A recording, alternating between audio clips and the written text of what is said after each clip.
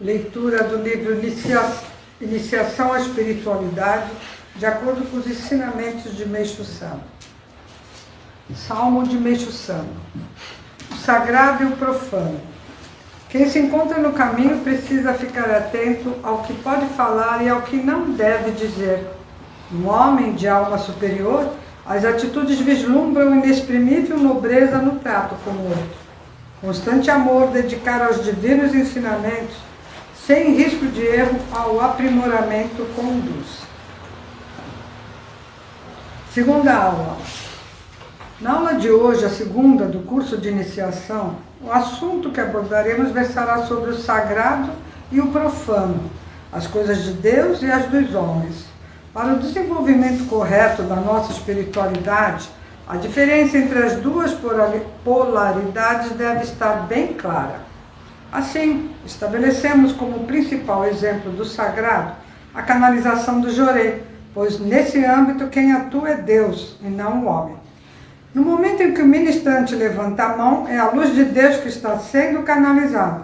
O Criador faz uso do corpo do homem como um instrumento de manifestação de sua poderosa força.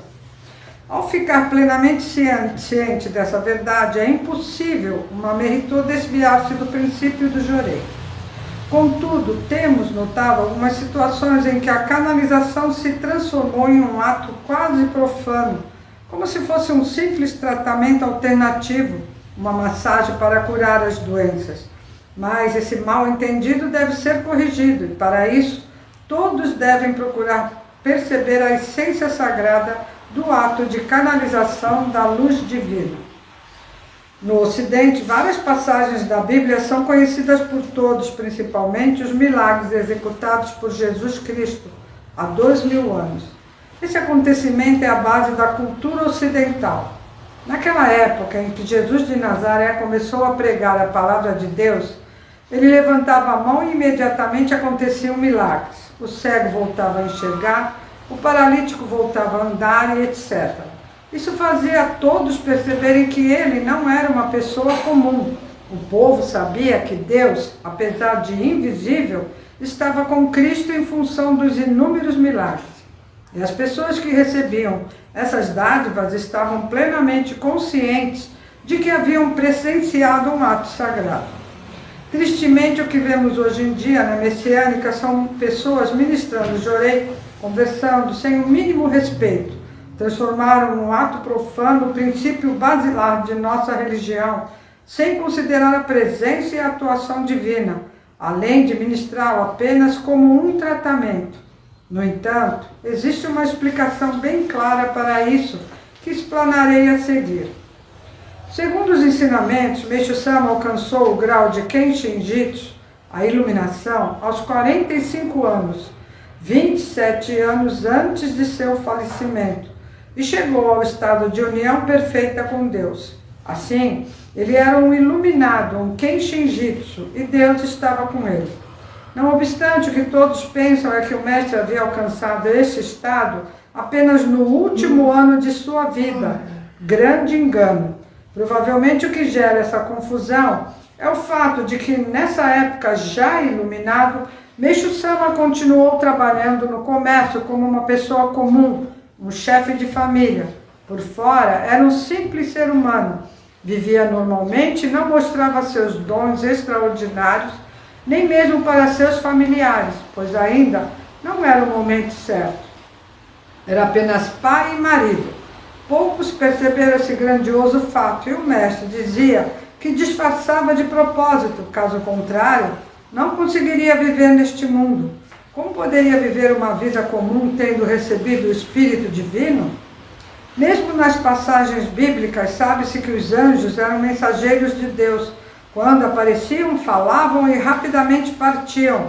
Não se estendiam, pois lhes era impossível permanecer na dimensão terrena por muito tempo. Isso marca a diferença entre a vivência divina e a profana, isto é, a dos homens. Meixo Sama viveu com esta condição por 27 anos e apenas um ano antes de falecer, começou a anunciar que estava em união perfeita com Deus, Shinjin Goitsu. Isso provocou grande choque e as pessoas não acreditavam. não aceitavam essa verdade. Entretanto, é inegável que Meixo Sama foi extraordinário. Ele realizou uma grande obra e ascendeu. Passemos agora a analisar então estes dois aspectos, o sagrado e o profano.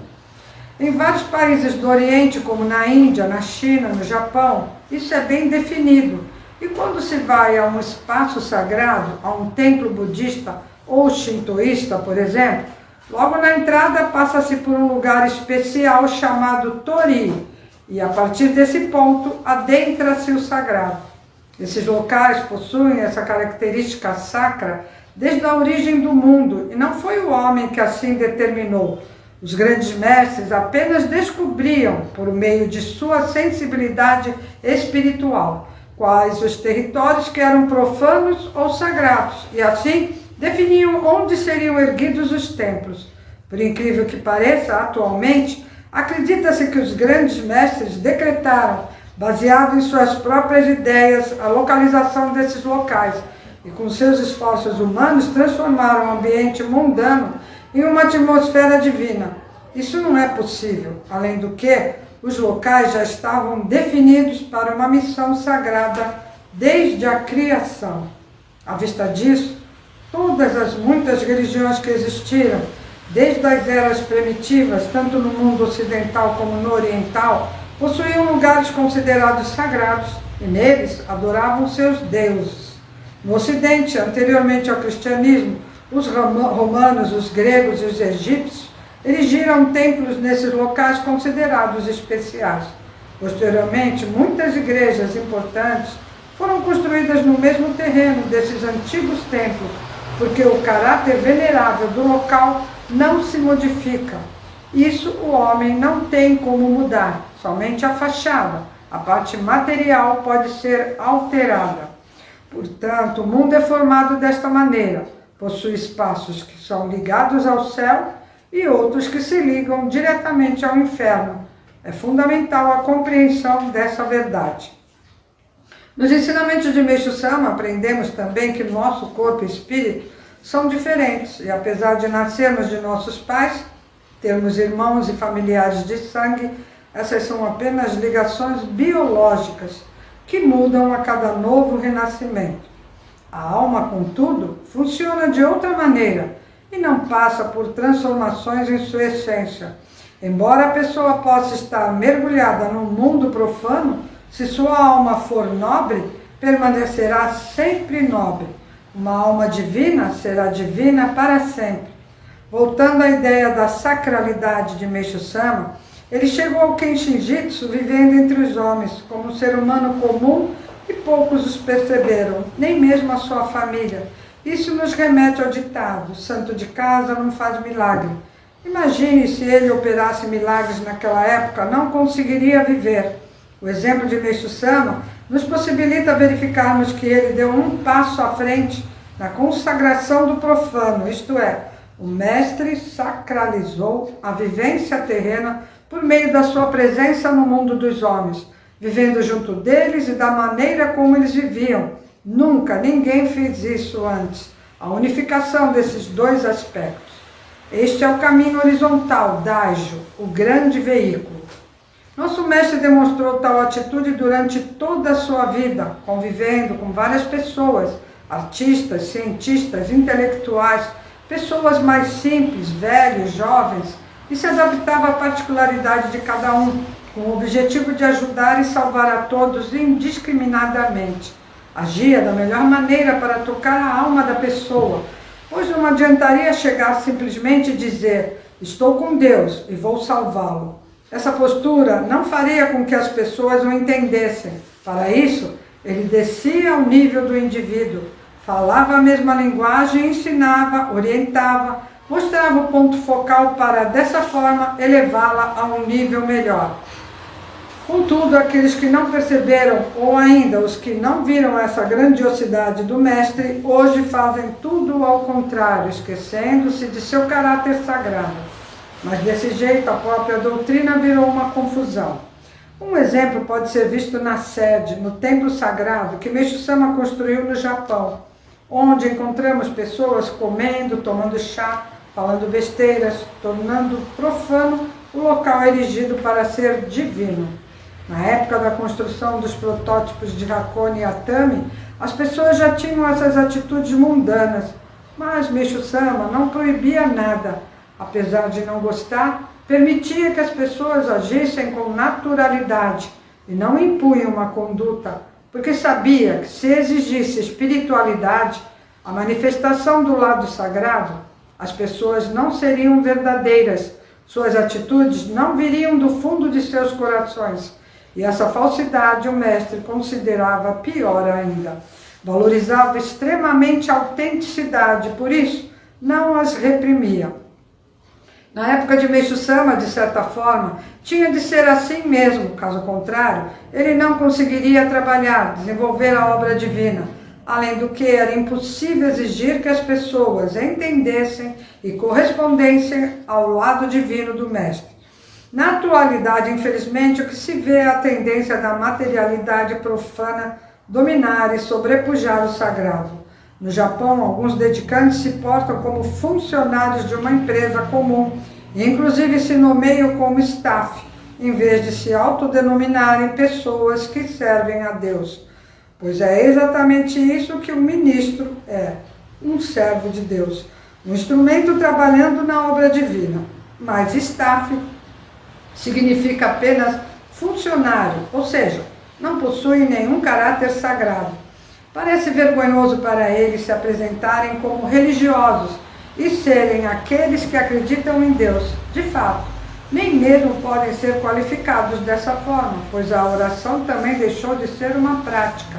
Atualmente, diante do altar, o cumprimento consiste numa breve reverência, tal qual a que fazemos quando encontramos com algum conhecido pela manhã e dizemos bom dia. É preciso recuperar urgentemente a consciência do quão sagrada é a atitude de dedicação e de devoção a Deus. No budismo tibetano existe uma tradição que carrega profundo respeito e veneração pelo sagrado. Para que entendam, voltemos um pouco na história da China.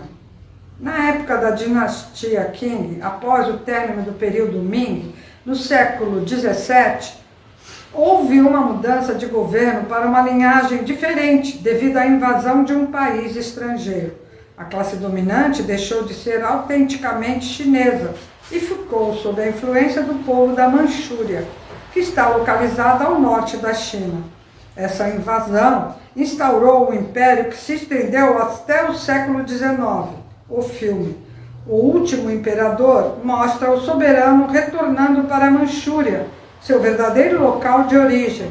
Nessa época, o budismo tibetano predominava na China, dentre as várias correntes. Por isso, conscientes ou não, os governantes chineses da atualidade não gostam dos tibetanos e, como consequência, há ainda severa perseguição ao Dalai Lama, pois este liderava espiritualmente o país. Porque a vertente tibetana predominava na China, porque, diferentemente dos adeptos do cristianismo, os budistas acreditam em reencarnação, o ciclo eterno de renascimento da alma, objetivando a evolução. Dessa forma, quando morre um Dalai Lama, os lamas tibetanos se reúnem e passam a procurar o local onde renascerá o próximo Dalai Lama. Para eles, não importa quem são os pais, o importante é a alma que acreditam ter nascido em uma nova vida. Ao encontrarem-no, fazem vários testes a fim de comprovarem a reencarnação e, ao confirmarem tratar-se da mesma alma, levam o menino para o mosteiro. Geralmente, trata-se de uma criança com 2 ou 3 anos, mas que, ao ser colocada no trono do Dalai Lama, logo começa a rezar. O atual Dalai Lama foi encontrado dessa maneira. Quando esse morrer, aparecerá outro. É um legado espiritual muito interessante e significativo, que carrega o princípio do sagrado. É essa tradição do budismo tibetano, portanto, que tornava esta vertente a mais respeitada pelo povo chinês. Os dois aspectos possuem várias diferenças, algumas delas muito interessantes. No mundo espiritual, por exemplo, não existe a democracia. o voto unitário, os direitos e as igualdades. Um fato difícil de se acreditar é a disparidade no amor que o Pai Criador destina aos seus filhos. Uns são mais amados do que outros. Como isso acontece? Sempre aprendemos que Deus ama igualmente a todos os seus filhos, mas não é bem assim. Existem almas mais especiais e outras menos, dos destinos, os das que são sagradas e os das que são profanas. Atualmente, a religião perdeu a característica sagrada. Faz-se necessário voltar novamente a esse estado, porque a religião pertence à área divina, não é ciência e tampouco organização. A instituição humana fica muito aquém da organização divina, a que verdadeiramente funciona. Isso acontece simplesmente porque é Deus quem governa este mundo. Viemos essa característica muito nitidamente dentro da igreja, pois Meixo Sama nunca se preocupou com a organização institucional. E tudo se desenvolvia naturalmente. Algumas pessoas apareciam na obra e começavam a liderar e a ensinar. Nisso reside a grande diferença entre o mundo profano, onde o homem tem posição e autoridade e os outros obedecem, e o sagrado, o reinado divino, em que todos obedecem, amam e respeitam o outro pela virtude e não pela sua força. Neste mundo é possível perceber quando alguém já se encontra em um nível mais elevado. Os acontecimentos que o rodeiam são diferentes, favoráveis, e os milagres constantemente lhe acontecem. Isso só é possível quando a pessoa está junto com o Pai do céu e Ele está atuando em sua vida. Ela recebe essas abundantes bênçãos por possuir grande merecimento e não por esforço mental ou material. Além disso, a ocorrência dos milagres causa-lhe profunda gratidão, o que motiva mais ainda a benesse divina. Também, quem está com o Pai se torna alguém que desperta nos outros o respeito e a reverência, mas, na verdade, esses outros estão reverenciando Deus, que está caminhando ao seu lado. Para o ser humano, entretanto, a percepção desse fato é um pouco difícil de ser apreendida. Com a aproximação da Era do Dia, têm aparecido algumas pessoas interessantes, almas muito diferentes, mais nobres, não importando a idade, podendo ser uma criança ou um idoso. Algo nelas é diferenciado. Não falam muito, mas conseguem concretizar feitos importantes para o desenvolvimento da obra divina. Assim, andar ao lado de Deus e Meixo Sama pela estrada do sagrado deve ser o nosso principal objetivo, a fim de alcançarmos a condição de habitantes da Era da Luz. Meixo Sama ensinou um critério que podemos utilizar para distinguir as duas polaridades, o senso da beleza. Vejam, existem obras de arte nobres e outras comuns, bem como as quase sagradas e as profanas. Quem as reconhece tem uma alma nobre. Por isso, as pessoas que Meixo Sama mais gostava de conversar, de ter contato mais frequente como um amigo íntimo, eram os grandes artistas. Nem sempre estavam vivos. Alguns já habitavam o mundo espiritual, mas todos eram amigos dele. Entendiam-se mutuamente, não por palavra, mas pela sensibilidade ao belo que os unia.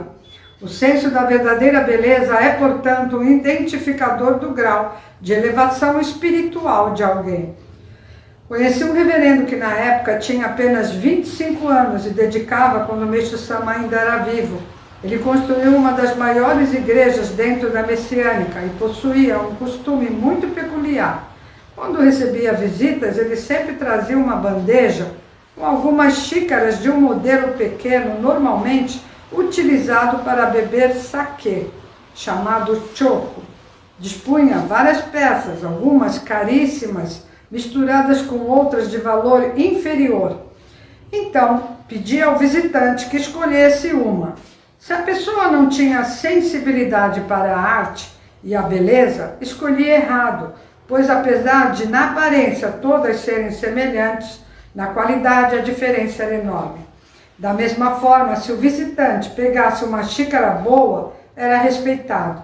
Era desse modo que ele percebia como eram as pessoas, não por suas palavras. Esse reverendo edificou uma igreja muito forte espiritualmente, e quem o conhecia sabia que ele era sagaz. Assim também é o ser humano. Dentre todos existem os valorosos e os comuns. Essa variação não depende de poder, status social, riqueza material, nada disso. A pessoa boa é naturalmente boa. Os que têm percepção enxergam-na sem discriminarem a posição social que ela ocupa, mesmo que seja alguém muito pobre. Contudo, quem não distingue o sagrado do profano, as despreza, direcionando o seu respeito somente àqueles que têm posses materiais. Entre os membros da Messiânica, vemos alguns que manifestam profunda fé, independentemente da condição de sua vida. Deus e Meixo Sama amam muito essas almas, e esse apreço é comprovado, pois elas recebem muitas graças, e os acontecimentos que as rodeiam são espantosos. Ademais, demonstram muita sinceridade, têm muito makotô e são diferenciadas da convencionada normalidade. Posicionam-se de forma recôndita, mas apesar disso, seu brilho é perceptível. São pessoas incomuns e o que fazem e falam é diferente. Eu já estou com mais de 70 anos de idade e mais de 50 de vida missionária e conheci muitas delas. Alguns eram membros excelentes e eu escutava e respeitava suas opiniões, pois mesmo por meio de palavras simples, aprendia grandes lições por carregarem a verdade. Deus atuava através daquela fé autêntica, pura e verdadeira. Mas normalmente não eram pessoas que se destacavam na sociedade. Eram, ao contrário, muito modestas. Uma delas foi lavadeira até o final de sua vida, aos 70 anos de idade. Eu mesma a aconselhei a parar de trabalhar, mas ela quis continuar. Poucos a respeitavam porque era muito simples, mas quem conseguia enxergar percebia o brilho de sua alma e sentia algo diferente. Via que não era alguém profana, mas sagrada.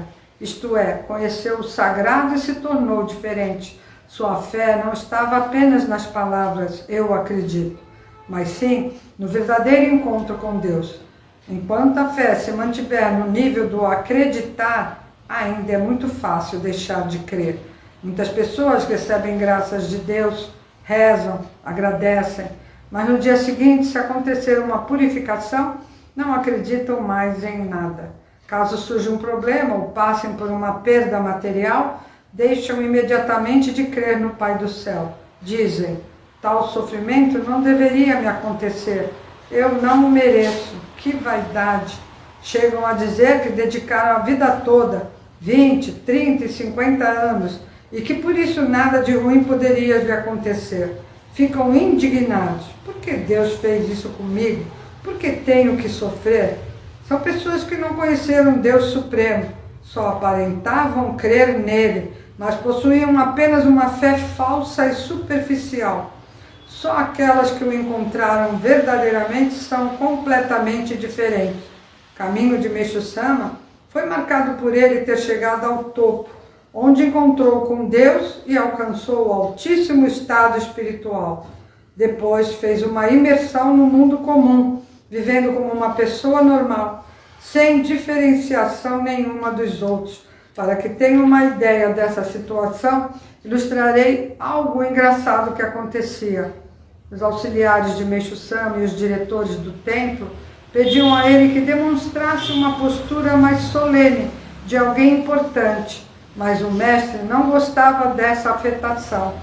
Ele sabia que, na verdade, quem tem verdadeira força e superioridade, tanto no aspecto espiritual como no material, demonstra com sua própria presença, e quem olha, reconhece e respeita essa nobreza. Meixo Sama não fazia nenhuma questão de se sobressair. Quando andava pelos jardins de sua casa, as pessoas que o viam pensavam ser um senhor aposentado, um velhinho comum que estava simplesmente passeando. Ele descia ao nível humano para, dessa forma, poder salvar as pessoas. Uma história interessante é a de um secretário do mestre. Na época em que o rapaz era estudante, deixou de ir às aulas para trabalhar na casa de Meixo Sama, porque havia percebido algo especial nele. Seu pai era muito rico e enviava-lhe recursos para custear seus estudos. O rapaz recebia esse dinheiro e de forma espontânea o doava para Meixo-sama, sem abater qualquer quantia, pois naquela época a vida estava bem difícil. Certo dia, o pai do jovem foi visitá-lo na casa de Meixo-sama e queria conhecer a pessoa que o filho tanto respeitava. Ao saber da presença do pai e do dedicado assistente, o mestre veio rapidamente para recebê-lo. Por ansiar demasiadamente conhecer o progenitor do estudante e não querer que ele aguardasse por muito tempo, acabou se apresentando meio desalinhado. Surpreso ao ver aquele senhor todo desarrumado, o pai perguntou ao filho quem era aquele homem. Não entendeu o coração de Meixo-sama, mas mesmo assim o mestre não se importou. Seu espírito sobressaía-se acima de tudo. Além disso, queria conhecer o pai de tão nobre rapaz. Esse episódio demonstra que Meixo-sama vivia como um homem comum, melhor dizendo. Ele foi um exemplo de como será o reino do céu na terra, no qual todos os seres humanos, bem como qualquer acontecimento, serão uma expressão do sagrado. A vida comum e todo o cotidiano serão consagrados. É também por esse motivo que ele incentivava fortemente o cultivo de flores e alimentos provenientes da grande natureza. Até então, as pessoas que atingiram elevada espiritualidade não se preocupavam com o que comiam. Qualquer coisa estava bom, não dava importância ao assunto específico da pureza do alimento para a saúde espiritual do ser humano. A alimentação, a beleza, a saúde e o cotidiano da vida sempre foram irrelevantes na espiritualidade. Meixo-sama foi quem elevou a condição da vida comum para uma existência consagrada, própria do reino do céu na terra. Só que ninguém entendeu a faceta venerável do mestre no âmago dessa simplicidade. Assim, ao invés de transformarem o profano em sagrado, tornaram o sagrado em profano dentro da religião. Infelizmente, no caso acima mencionado, podemos dizer, usando uma expressão própria da Igreja Católica, que o poder temporal ganhou do poder divino. Meixo-sama queria que vivêssemos como pessoas comuns, sem demonstrarmos nossa religiosidade numa postura imponente. Não é certo querermos ser respeitados por sermos membros adeptos da messiânica, o dedicante mais antigo do templo ou o ministro. Nenhum desses termos importa, a não ser tesouros que devemos possuir em nosso interior. A humildade, a sinceridade, o Makoto, características comuns, as quais deveriam ser inerentes à existência humana, mas que, no entanto, são muito raras hoje em dia. Será deste modo que se instituirá a verdadeira ligação entre o sagrado e o profano. Chegará o tempo em que tudo será sagrado e estabelecer-se-á o reino de Deus aqui na terra, isto é, Deus viverá neste mundo. Obrigado.